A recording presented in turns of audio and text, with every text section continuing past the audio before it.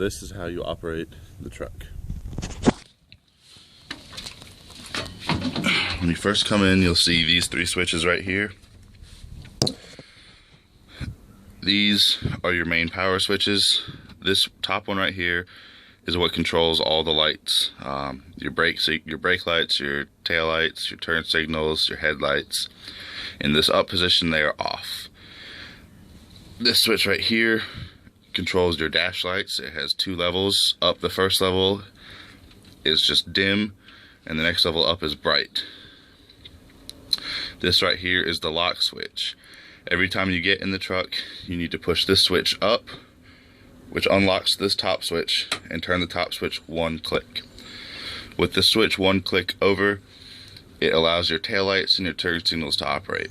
With the switch in the straight up and down position, taillights and turn signals will not work. Always shut the switch off when you're done driving the truck, just to ensure you don't leave a drain on the batteries.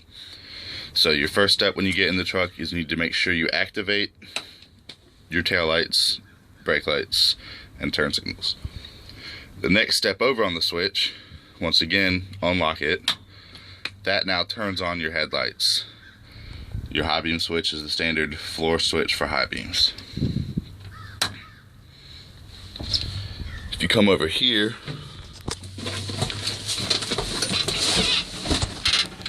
you now have these two switches here.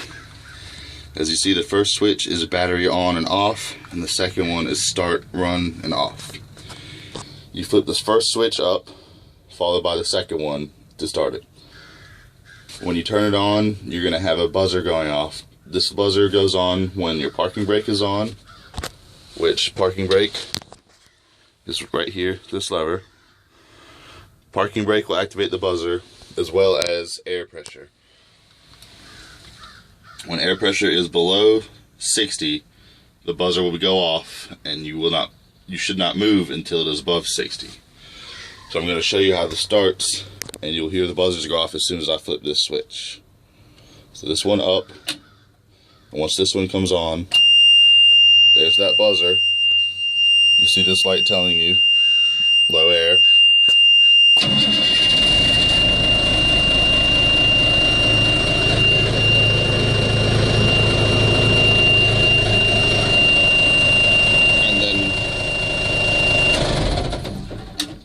And that's how you shut it off. The throttle lever is, if you had a winch, it keeps the throttle up for you, or you can use it as cruise control. Just remember, if you push the brake, that throttle control will not come off. Over here you have your heater controls. This opens the valve to let fresh air into the heater box, so this lever has to get pulled out for heat, followed by this lever, which actually opens the valve for the coolant to go through the heater box. The further out you pull it, the warmer it will get. And then if you have to defrost your windshield, you pull the defrost valve, and then that brings it up to here. And all these things are individual vents that you can angle to blow the air on the windshield as needed.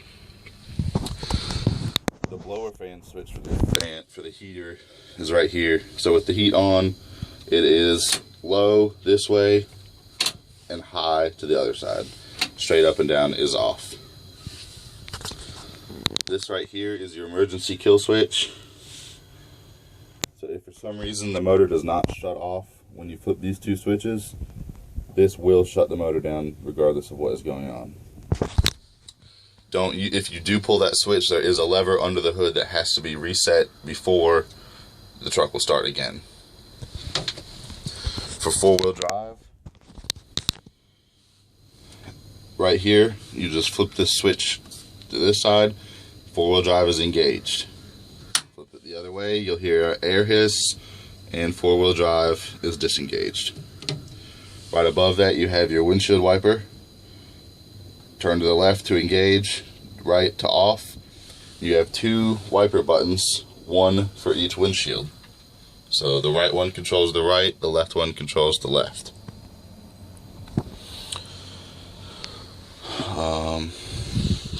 Also, you have your transfer case lever down here, this lever. down to the floor is high range, pulling up is low range. Just make sure you never, ever, ever have it in low range and put it in reverse. Reverse is geared too much for transfer case for the low range to do it. It even tells you on the dash,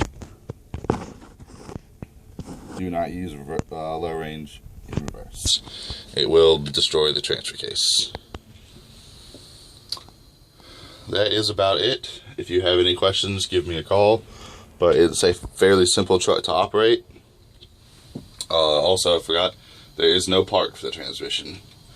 1 to 5 just means you'll still start out in first, but the second number just tells you what gear the transmission will stop shifting at. If you're trying to accelerate faster, you can start out in 2 and move it up, and that will hold the RPMs out higher to rev the motor up to get you to accelerate faster.